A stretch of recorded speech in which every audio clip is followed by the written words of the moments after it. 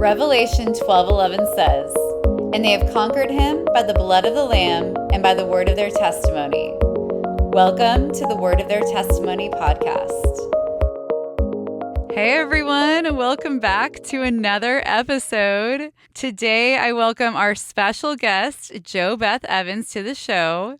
JoBeth is a speaker, certified grief recovery specialist, and Jesus-loving farm woman walking out a radically surrendered life after a devastating loss. In 2023, JoBeth became a widow when her husband passed from terminal cancer, and in a moment, her whole world changed. What followed was the kind of grief that shakes your soul. But God didn't leave her in the valley. He slowly helped JoBeth rebuild from the ashes. And through that journey, she followed the Lord's nudge to start helping people. Now JoBeth helps others walk through grief with hope, healing, and the presence of Jesus. JoBeth, I'm really excited to have you on the show, and I'm eager to hear more about your story. And so I'm just going to go ahead and let you take it away. Awesome. Thank you so much. And thank you for having me and giving me the opportunity to share my testimony and my story with everybody, because I think that if you've not found yourself in a place of deep grief yet, you're going to.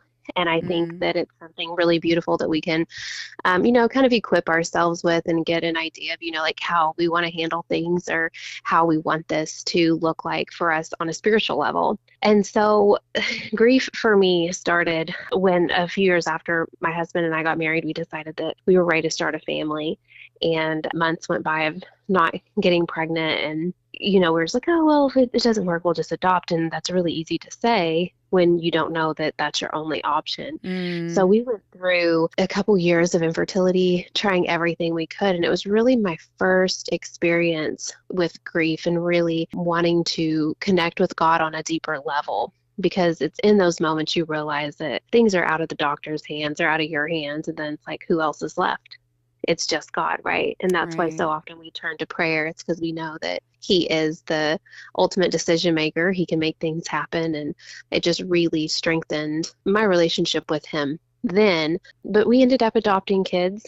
And that was just like a wonderful, wonderful experience for us. And I always explain that our family felt really incomplete before we got the kids. Like it was me and my husband. And it was like, we knew that we wanted to be a family. We felt that vacancy of just, there was more here that we didn't have.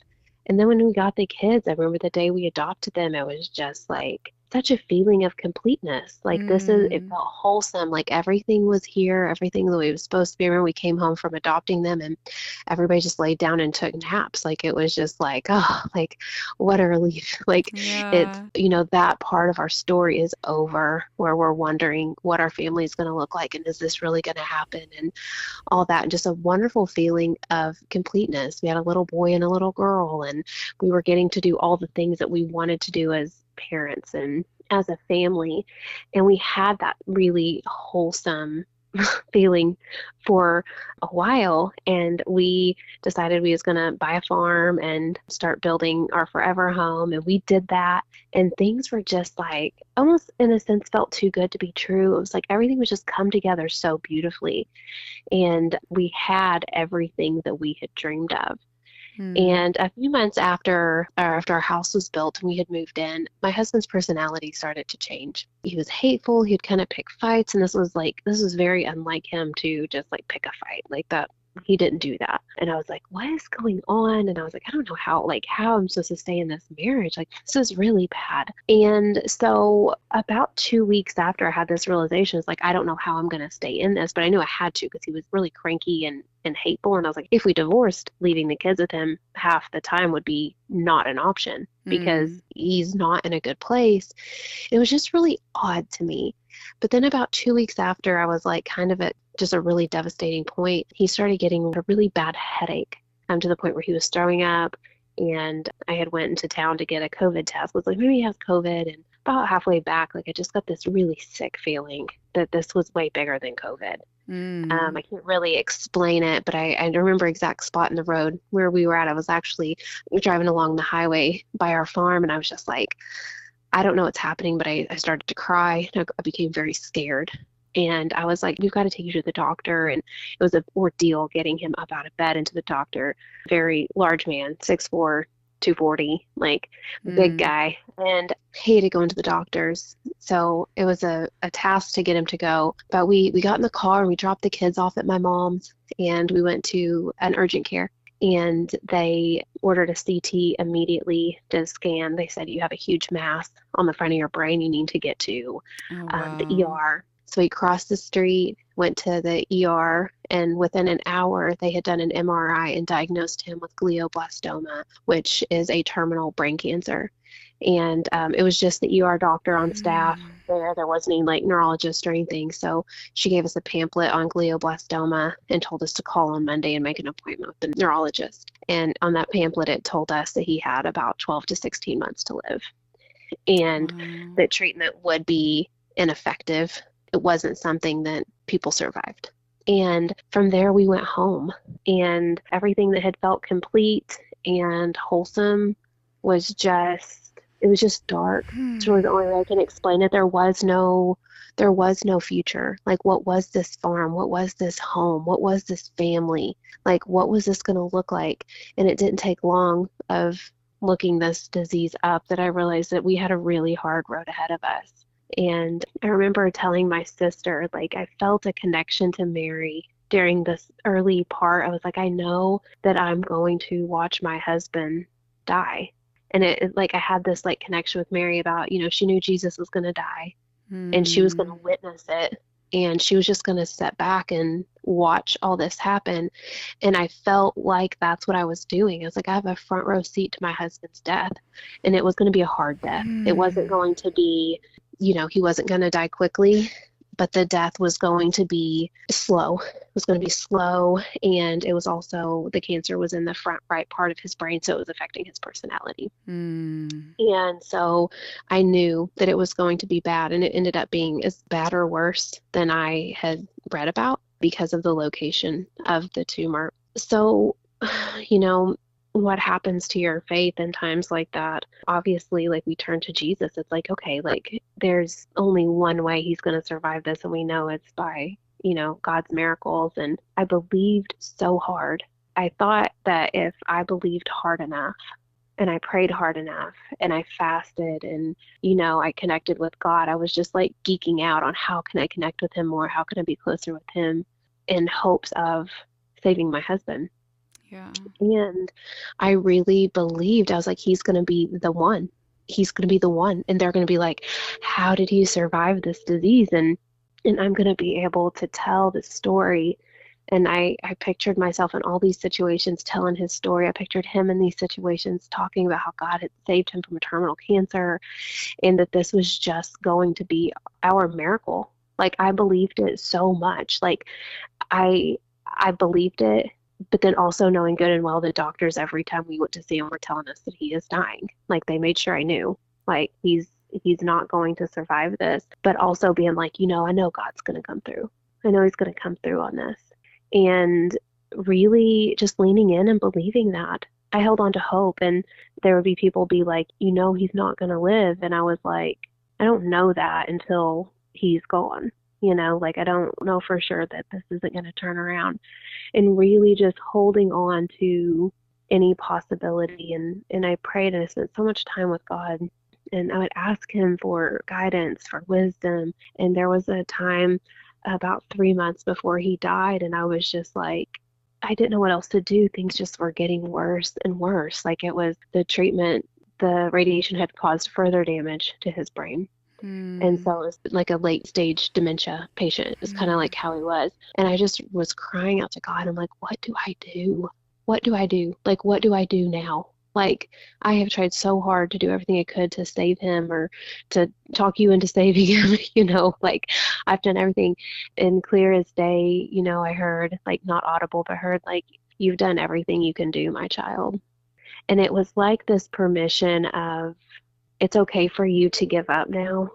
That's what it felt like. It's okay for you to stop trying to save him. Like, you've done everything you can.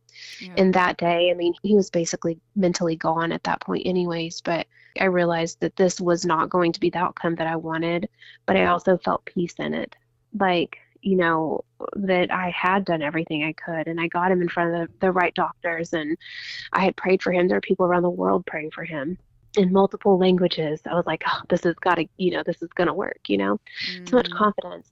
And, I turned to the Bible a lot. I was in Romans. I read Romans 8 a lot, but when I was thinking about today, I was like, this morning I was in Romans 5, and in Romans 5, it says that, but we also glory in tribulations. Yeah. And Hmm. that's a tough one to see when you're in it, when you're in the trenches. Like, how can I find glory in this? But I think it's that there's hope. There's some kind of hope in these tribulations that, like, okay, I'm losing my husband, but like, there is something good that's going to come from this.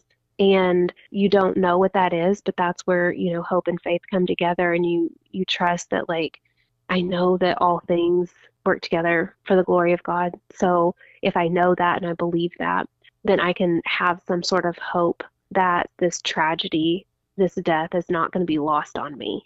Hmm. And I believed that the whole time. Like, I don't know what's going to Wow. come of this situation, but the tragedy won't be lost on me. There will be something come of this. And it's really led me to where I'm at today, where I help other people. And like, the way I kind of visualize it is, when you're in deep grief, it's like being in a black hole. There is no life, there is no light, there is no hope, because there is no future. Like, you can't see the Mm. future because Yeah. everything that you thought you used to see is not there anymore. And I visually, like, see myself like standing up in the light and reaching down into the darkness and pulling these people up out of the darkness so that they can see light again, and also where they can Hmm. start seeing God for who he really is, because so many people turn away from God in tragedy and in heartbreak. I'm definitely a stepping stool for people to see light and hope and to restore a relationship with God that, they may have lost during this time. But that's kind of my story in a nutshell. Hmm. That's how this all came to be. But I think a lot of times as Christians, we give ourselves too many options. And I think a lot of people think that turning away from God in times of suffering and heartache is an option. And I always want to encourage people to not give yourself that option, because I had the realization, and I'm not special, but I knew that at one point I was going to lose my husband, and I didn't want to lose God too. And I clung to God and who he was and who he was going to continue to be for me during the remaining weeks of his life and then the months following. Wow. That's incredible. So you were able to press into Jesus and just keep that hope the entire time. Like, were there moments where you were just angry and yelling at God? I was not, and I don't think that's necessarily a normal experience. I never felt anger about any of it. But after my husband passed away, my commitment to God the whole time was, take him or leave him. I am not going anywhere. And after he passed, I didn't know how to pray. I wasn't Mm. praying for God to take him quickly, because there came a point where I was like, I don't want him to be here any longer. Like, he is suffering, he is confused, he is scared, he doesn't Yeah. know who he is or where he's at. Like, please just end this for him, and for all of us. I mean, me and my kids were watching this happen, and his mom and his sister and his nephews. It was a terrible thing. But after he passed, I didn't know how to pray anymore. I didn't know what to say. And even though, like, I knew that I was very fortunate to have a home and to have healthy kids and to have, a job and all the things that, we thank God for, I couldn't express my gratitude, and I didn't know what to ask for. So there was, like, my prayers would sound like, hey, God, I'm here. That's it. I got nothing to say. Not like I got nothing to say like you'd say in a fight, like I got nothing to say to you. It wasn't like that. It was just like, I'm empty. I have nothing. And there were months Hmm. of that, just not knowing what to say, because now this was part of a bad attitude, but I was kind of like, you do what you want to anyways. So why would I ask for anything? I Yeah. went through that kind of a teenage, childish, like, Yeah. response, but that's how I felt. And I still feel like that a little bit today. But I also know that, like, I couldn't have kids, and then he gave me kids. I lost my Hmm. husband, and I recently got remarried, and like, he's given me a beautiful, wonderful, compassionate companion again. And while it's not like, oh, I'm glad you took my husband so I could have this one, it's not like that at all. But like, because of this situation with my kids, I know that he does turn beauty from ashes. And like, even though, like, even still, maybe I don't see the big picture of what's to come for my husband's passing, I can trust and believe that there's going to be something good from this because I know God and I know his character. Yeah. Wow. Yeah. So you just continue to rely on who God is and his character, and that he will bring, like you said, beauty from ashes, even if you can't see it right away or know what it is when you're going through it, just trusting and having that hope to just guide you Yeah. through. And wow, that's, Yeah, I mean, what else do you have? I mean, really. I mean, like I said, like I didn't want to lose my husband and God. And I mm-hmm. had a choice. I could have lost both.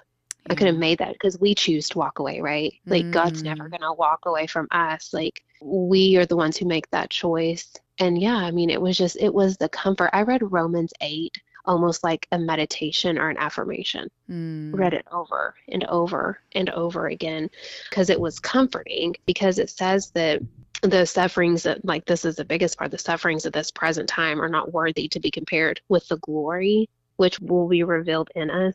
It's just promises like that, that this is okay. God is close to the suffering, like he's there. And it's honestly like, in these moments of suffering, am I glad my husband died? No. But can I be thankful for the closeness and the intimacy that I got to experience with God during that time? Yes. mm. So It's a good. closeness that I couldn't have achieved any other way but through this tragedy. Do you ever have people that come up to you and say, how do you believe in God if he let this bad thing happen to you? Like, why would God let bad things happen to good people? Yeah, I don't have people ask me that, but I know that when my husband, a lot of people wondered because he was a really well-known, well-liked guy in our community, and a lot of people had that question, like, Mm-hmm. and I think that for me, the way I would answer that is, we know we live in a broken world. Yeah. Like, we know that from the very beginning, when sin and death entered the world, like, we knew what we were facing, and we're all going to die. Like, why did my husband die that early? I don't know. But I trust God and I trust his character. And that's where I always go back to and always think about, like, people, their life. I need to know why. I need to know, why did he have to die? Why did this or that? And I think that, like, I always think about, like, my daughter when she was little, she always wanted to run through parking lots, which is like the best way to get hit by a car. Right. And so I was like, I thought about that and I was like, when she goes to run out in front of a car and I grab her hand and jerk her back, she doesn't need to know why. Mm, She said, trust me. that's good. And, I lean into that. I lean into the fact that, just like I'm her mother and I know what's best for her when we're in a parking lot, Mm, God's my father and he knows what's best for me. And I don't have to know why. He's all knowing, I'm not. We can't even comprehend what he has for us, what he has in mind. And I don't even go there like, oh, well, maybe my husband's gonna get addicted to drugs and, like, get in a car accident and kill us or something. Like, I think a lot of people think that way. They're like, okay, what was something really bad that was gonna turn of events, it was gonna happen that God's saving us from? I don't go there, but I do know that, like, God is good. And I feel like for me, that's enough. And I think that if I go further into that, like, my relationship with God is in jeopardy because I mm-hmm. could get a really bad attitude about it. Yeah, for sure. Like my mentor told me recently that the question not to ask when things happen isn't why is this happening, but instead what? Like, what can I learn from this? What is God Yeah. trying to teach me through this? And so instead of, questioning our all knowing Father that has our best interests at heart and sees the bigger picture and sees the future and what is going to come from this, just asking, okay, God, Yeah. like what do you have for me on the other side of this? How can I take this mess and turn it into a message? And like, what sparked your desire to take this story, this pain, this testimony that you have, and turn it into a ministry to help other women? I think it was just, gosh, it was so bad. Like, it was just so bad. And I remember sitting at my kitchen table and it's just like the saddest thing you can imagine. And in that realization that, like, okay, I'm not going to let this be lost on me. I'm going to figure this out. But also, like, I was going through that and I was like, there has to be a way through this. Like, there has to be support. There has to be something. And then also realizing that, like, I don't get paid for doing podcasts and stuff or posting on social media or anything like that.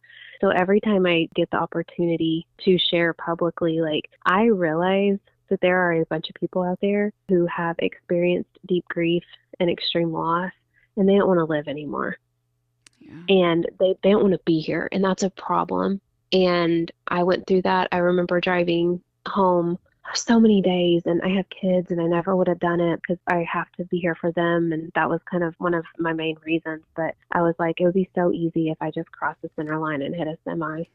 Yeah. It would look like an accident, and this would all be over. And it felt really weird for me because I'd never had thoughts like that before. But once I started working with grieving people, I was like, oh my gosh, like that's normal Mm. to not want to be here anymore after you lose somebody that you loved. And I work with women one on one and in groups, and like, it's powerful work, but like, I think every day what drives me to want to talk about it and want to share my story is that there's probably going to be a woman listening to this who's wondering if she should live another day. And Mm. it may be contemplating suicide, or maybe it just has lost the desire.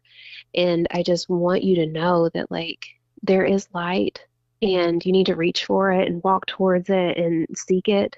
And don't stop until you have, because this life is worth living. We have purpose here. And you don't know maybe what the purpose is or what God is creating in your life through this tragedy, but He's got something in the works for you, and you need to stick around and see what it is. Yeah. So you truly believe that having a community that has been through similar things is vital to recovery when you're going through grief? 100%. So groups aren't for everybody. Mm-hmm. Groups wouldn't have been for me. I would have been like, well, I did. People were like, here's a group. And I was like, thanks, no thanks. Mm-hmm. Like, I'm not doing that. But some people want the community of a group, but everybody needs help. Mm-hmm. So I think it's interesting how, if your kid wants to be a baseball player, you get them baseball lessons. Somebody Mm-hmm. wants to be a piano player, you get them piano lessons. But if you lose somebody and you're trying to figure out how to do life without this person, like, why would you not go get help with that? Like, Yeah. why would you not have a coach or a therapist to walk you through it? And what I realized is, like, people are just uneducated. Nobody knew what to say to me, how to help me, nothing. Mm-hmm. And I'm like, oh, okay, so I went and got trained as a grief recovery specialist. And I was like, not only have I been through this, but now I've been trained in how to help you in a scientifically evidence-based program that is like proven to help you. And I can be your help, but also a connector too. Like, the grief you experience when you lose a husband is similar to somebody who has also lost their husband. If you have lost a child, that is different. Mm. You want connected with somebody who's also lost a child. And so as I work with more and more people, like, I get to make those connections because I can do the work with you, and it would be beneficial for me to do the work with you. But at the end of the work, you need a friend. And Mm-hmm. I love being able to say, hey, here's, one of my favorite clients, her name was Sherry, and she lost her only child when he was in his 20s, I believe. And like, she needs somebody else she can just call and be like, just speak some real truth to somebody who really understands. And I love getting to connect these people with each other so that, like, after our work together is done, because we just shouldn't be together longer than, a few months working on this, you need somebody forever. And I love being able to connect people because community is so important. That's amazing. And I love how, despite everything you went through and the horrific pain that you endured, that you stayed close to Jesus. That wasn't an option to let him go, and you just kept moving forward. And you took this opportunity to take your pain and turn it for his glory and help Yeah. others. And that's incredibly beautiful. And if someone is going through a season of grieving right now and they want to learn more about the work that you do and perhaps like seek you out for some coaching or some help, how would they do that? Yeah, so I'm NWA, like Northwest Arkansas, NWA Grief Specialists with an S on the end. I'm on Facebook, Instagram, and TikTok. And then that's also my website, NWA Grief Specialist, and JoBeth Evans on Facebook. And I do a free, like, discovery call with people, and that's not like discover to work with me. It's more of, because maybe, I get with people and sometimes you need, maybe therapy's best, or maybe I'm Mm, best, or maybe you need to go to rehab because you've let this spiral into a situation where you need, medical attention, mm, like, and I can really help give you some, unbiased opinion on what next steps for you are. And, I think within 30 minutes, give you some pretty good clarity on what it looks like moving forward for you. And so I encourage people to do that. And you can do that through my website or message me on Facebook for a link or something. I just want people to move forward. If that's booking a call with me, great. If that's getting in a support group, great. If it's getting a therapy, great. But you got to do something. Like, your life is too valuable. There's precious things ahead, and you want to go see and go get what God has for you. Yes. Amen. It's important to remember how grief isn't the end of the story, but it can be the birthplace for transformation. And Absolutely. that's evident in your life. Thank you for just this raw and authentic conversation about, what grief looks like, what so many people experience. And it's hard to talk about. It's hard to go through, but I appreciate you sharing your experience and your hope and, your resources. And I hope if anybody's listening to this, you have hope from this conversation and maybe a direction to follow the light and not stay stuck in the darkness. So I really appreciate you coming on the podcast.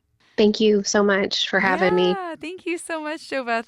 If you were blessed by this episode, go ahead and give it a thumbs up and make sure to subscribe so you don't miss any future testimonies.